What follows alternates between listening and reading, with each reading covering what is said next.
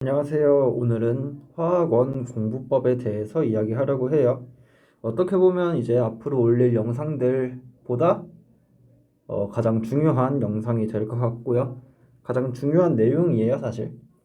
이 앞으로 이제 올릴 영상들은 뭐 어떤 단원에서는 어떻게 공부해야 되고 어떻게 문제를 풀어야 되고 어떤 개념을 알아야 되고 이러이러한 스킬들이 있고 이거 어떻게 써먹으면 되고 이런 것들에 대한 이야기가 주를 이룰 텐데 아니면 뭐 문항 해설이라든지 그런 것들이 주가 될 텐데 오늘 할 이야기는 이제 전체적으로 화학원을 공부할 때 어떻게 공부를 해야 되고 어떤 방향성을 가지고 해야 되는지 그리고 이 과목을 선택하는 게 맞는지 아니면 다른 과목으로 선택을 해야 되는지에 대한 이야기여서 공부하기 전에 먼저 한 번씩 보면 좋을 거예요. 그리고 이제 하는 이야기는 수능에 국한된 이야기예요. 저 같은 경우에는 이제 내신을 과감하게 버렸었고, 사실 뭐 버림을 당한 거죠. 내신을 과감하게 버리고 수능을 준비를 했었고, 그래서 내신 공부법에 대해서는 잘 몰라요. 하지만 이제 수능 공부법에 대해서는 어느 정도 이해를 하고 있어서 이 이야기를 하는 거고. 화학원 공부법이라고 하면 사실 이걸 이렇게 공부해야 된다, 저렇게 공부해야 된다 라는 이야기는 아니에요. 오늘 할 이야기는 크게 두 가지로 요약을 해서 말할 수가 있는데 첫 번째는 B킬러와 준킬러에 힘주고 공부해야 된다라는 이야기예요.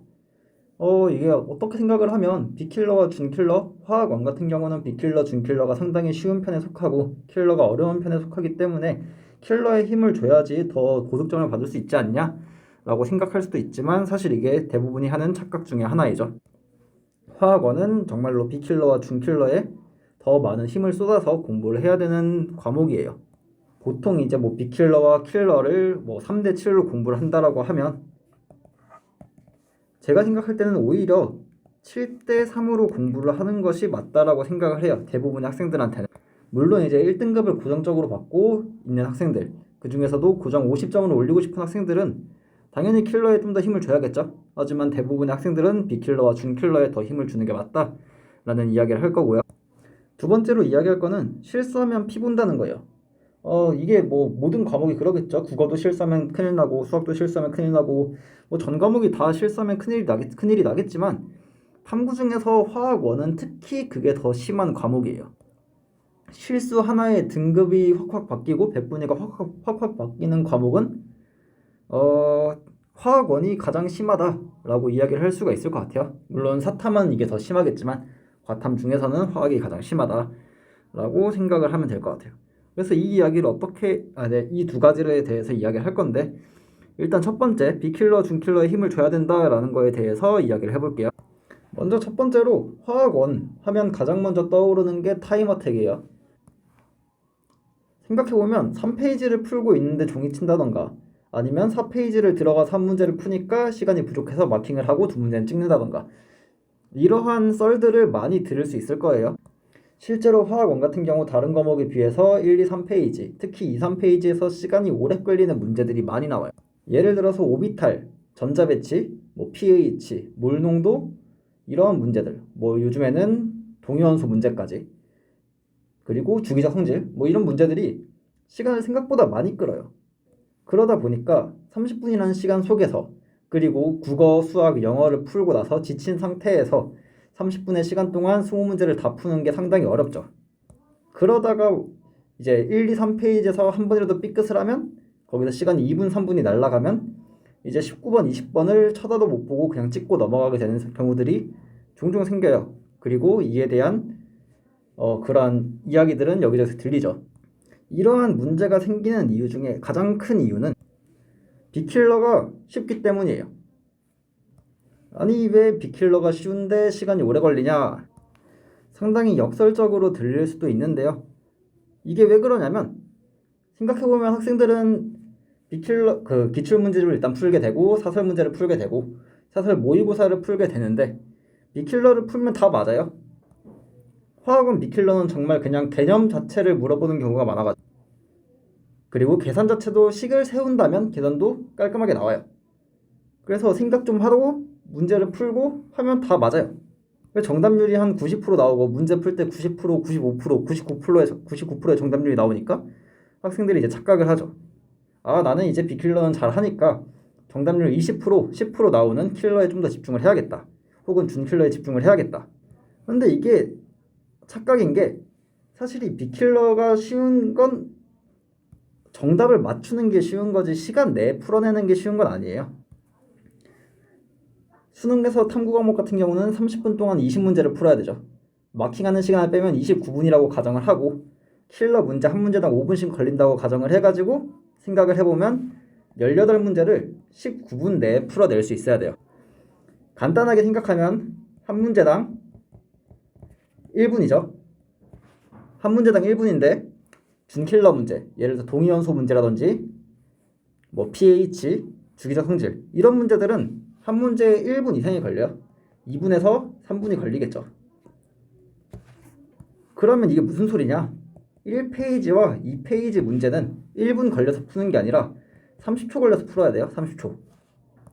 그런데 이제 기출문제지를 풀고 뭐 엔제를 풀고 할 때는 빅킬러 시간을 그렇게 신경을 쓰지 않아요. 사람들이 1분 걸려서 풀던지 1분 30초 걸려서 풀던지 풀어서 맞추면 그냥 맞췄다 하고 넘어가니까 이게 내가 연습을 할 때는 굉장히 잘 풀었고 정답률도 높은데 시험만 들어가면 이제 문제가 생기는 거죠. 시간적인 문제가 생기고 킬러는 연습 때도 안 돼가지고 열심히 공부를 했는데 막상 시험장에서는 킬러 손도 못 대고 시간 끝나고 그래서 이 빅킬러와 준킬러에 힘을 좀 더 주고 공부를 해야 되는 거예요. 빅킬러가 쉽고 다 맞고 정답률 99% 나오고 100% 나오더라도 시간을 줄이지 못하면 결국 그거는 공부를 한 게 아니고 실력이 좋은 게 아니에요.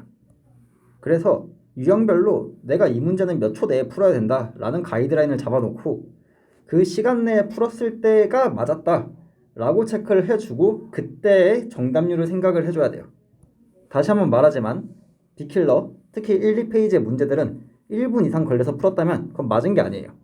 특히 고득점을 노린다면 47점, 50점을 노린다고 하면 1, 2페이지에서 1분 이상 걸린다.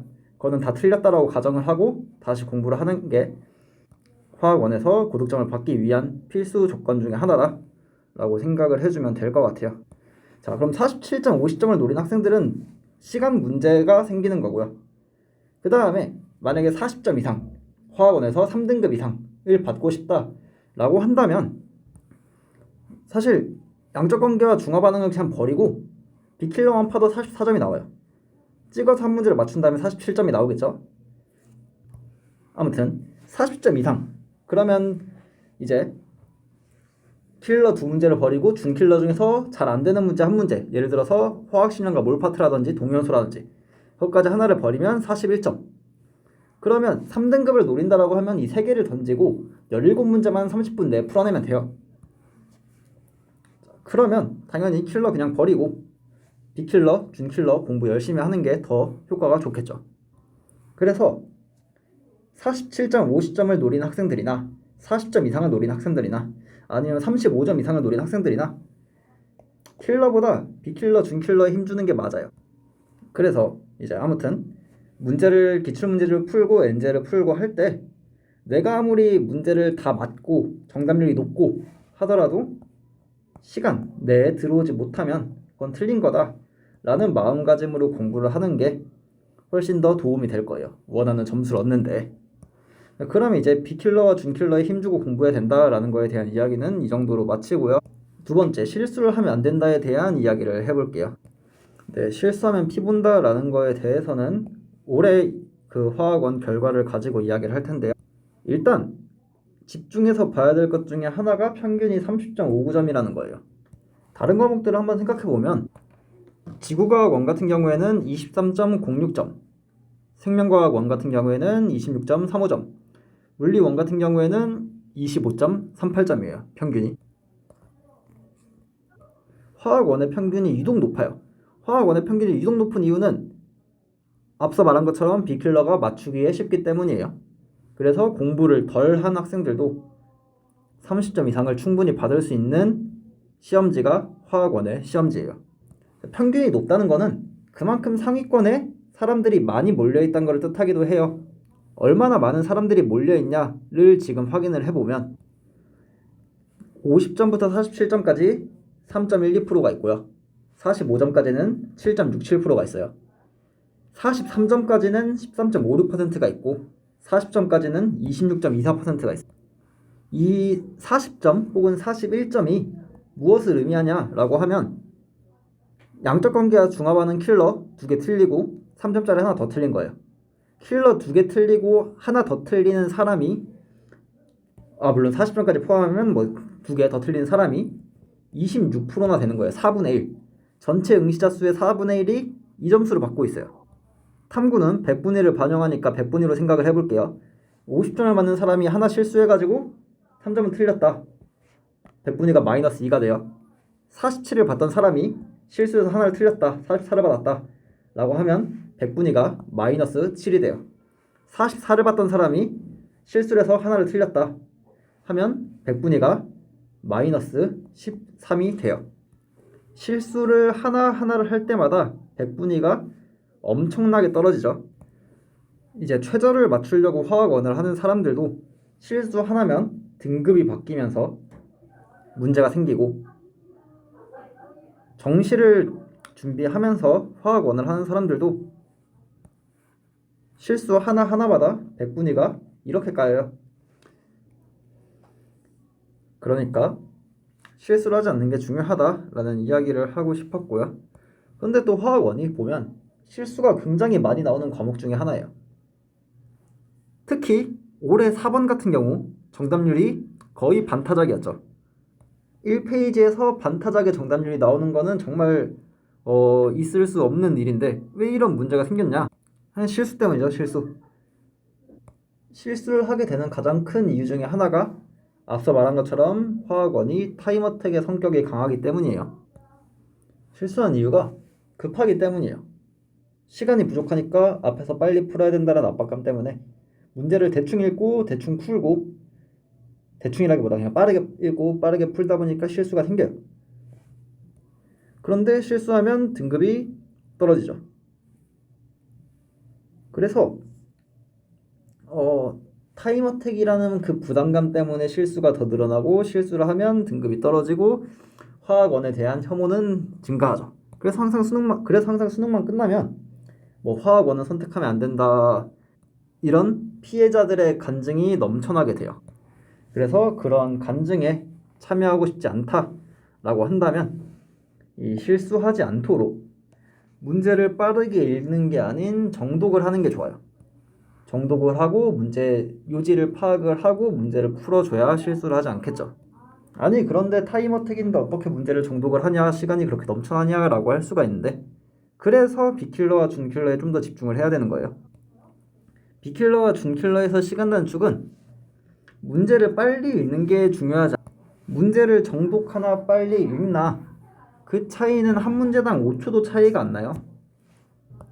한 문제당 5초씩 줄여가지고 20문제 100초를 줄였다, 1분 40초를 줄였다, 와 짝짝짝, 그러다가 한 문제 틀리면 그냥 바로 물거품이 되는 거죠.